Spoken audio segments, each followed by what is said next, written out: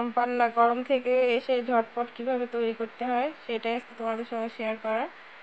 এই গরমে তৃষ্ণা মেটাতে কিন্তু এর থেকে ভালো আর কিছু হয় না। ফ্রেশ এবং টাটকা, হেলদি এবং টেস্টি। এখন সব কিছুতে ভেজাল, তো আমি যেটা তোমাদেরকে দেখাবো সেটা কোনো রকম ভেজাল ছাড়া এবং ভেজাল মুক্ত, কোনো রকম কেমিক্যাল ছাড়া। আসসালামু আলাইকুম, welcome back to my channel Gazia blog and cook. তো দেখো, প্রতিদিনের মতো নতুন আরেকটি রেসিপি নিয়ে চলে আসলাম তোমাদের সামনে। আজকে আমি তোমাদেরকে ঘরোয়া উপকরণে কিভাবে আম পান্না তৈরি করতে হয় সেটা তোমাদের সঙ্গে শেয়ার করব। আর কিভাবে সারা বছর বা দীর্ঘদিন তোমরা এটা সংরক্ষণ করে খেতে পারো সেটা তোমাদের সঙ্গে শেয়ার করব।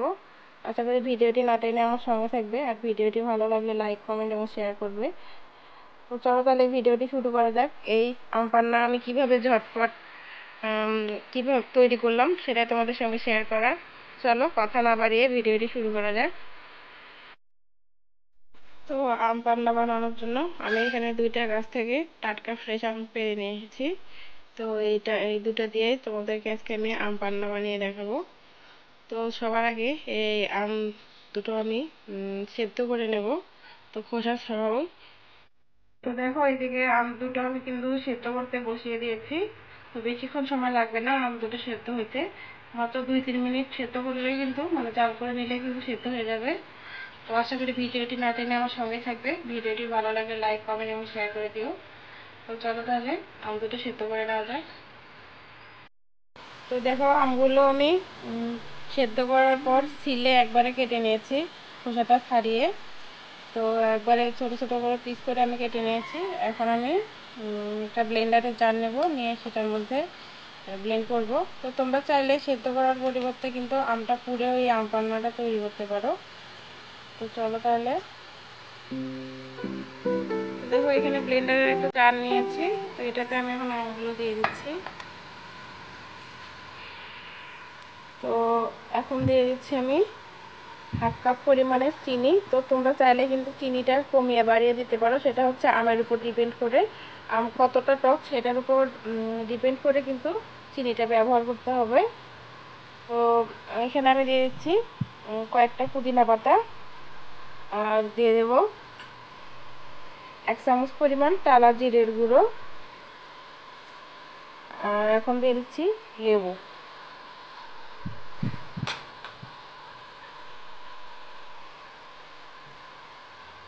আর দিয়ে দেব 1 চিমটি পরিমাণে লবণ, যাতে খাওয়ার সময় নৌকা নৌকা আর মিষ্টি মিষ্টি একটু লাগে। এটা সম্পূর্ণ অপশনাল, তো আমি বলবো যে তোমরা অবশ্যই একটু 1 চিমটিখানি লবণ দিয়ে দেবে। তো চলো তাহলে এখন ব্লেন্ড করে নেওয়া যায়।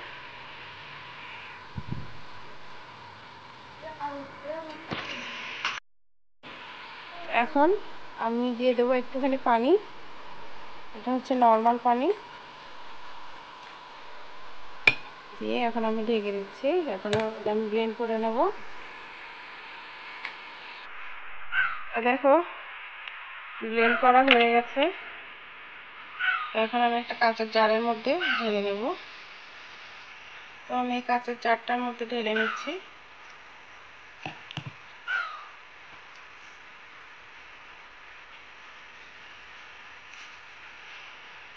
তো দেখো, কাঁচের জারটার মধ্যে আমি ঢেলে নিয়েছি। তো তোমরা চাইলে কিন্তু এইভাবে রেখে দীর্ঘদিন নর্মাল ফ্রিজের মধ্যে রেখে খেতে পারো। রোদে গরমে কোথাও থেকে এসে যদি ঠান্ডা ঠান্ডা কোনো কিছু খেতে ইচ্ছা করে, তখন তোমরা কিন্তু চাইলে এটা থেকে 1 চা চামচ নিয়ে বের করে ঠান্ডা বরফ দিয়ে অথবা ঠান্ডা পানি দিয়ে কিন্তু এটা তৈরি করে খেতে পারো। তো চলো কিভাবে এটা এখন তৈরি করতে হয় সেটা আমি তোমাদের সঙ্গে শেয়ার করব। তো ঝটপট আমার এই ভিডিওটি দেখতে হলে বা যদি ভালো লাগে তাহলে অবশ্যই বেশি বেশি করে লাইক, কমেন্ট এবং শেয়ার করে দিও। আর যারা ফেসবুক থেকে দেখছো তারা অবশ্যই পেজটিতে একটা ফলো দেবে। তো চলো তাহলে। তো আমি এখানে লবণ, হলুদ আর শুকনো মরিচ এগুলো নিয়েছি। আমি গ্লাসটা ডেকোরেট করে নেব, তার আগে গ্লাসের সাইড দিয়ে ভালোভাবে একটু লেবু ব্রাশ করে নিচ্ছি। তো একে আমি দুইটা এইভাবে করে নেব। এখন দেখো, আমি এইভাবে একটু ডেকোরেট করে নেব।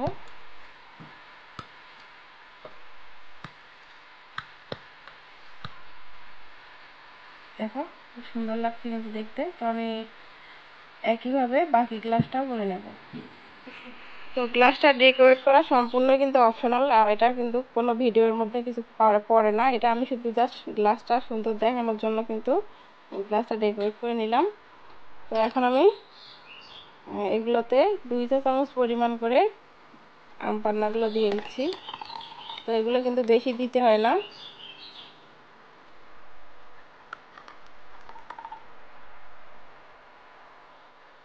এখন দিয়ে দেব নর্মাল পানি।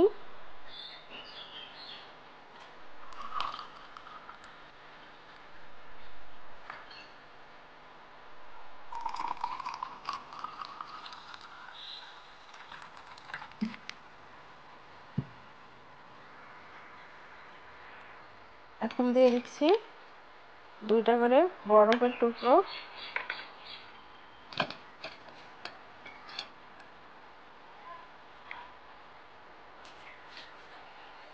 বরফের টুকরো দিয়ে খুব সুন্দরভাবে একটু নেড়ে চেড়ে নিচ্ছি।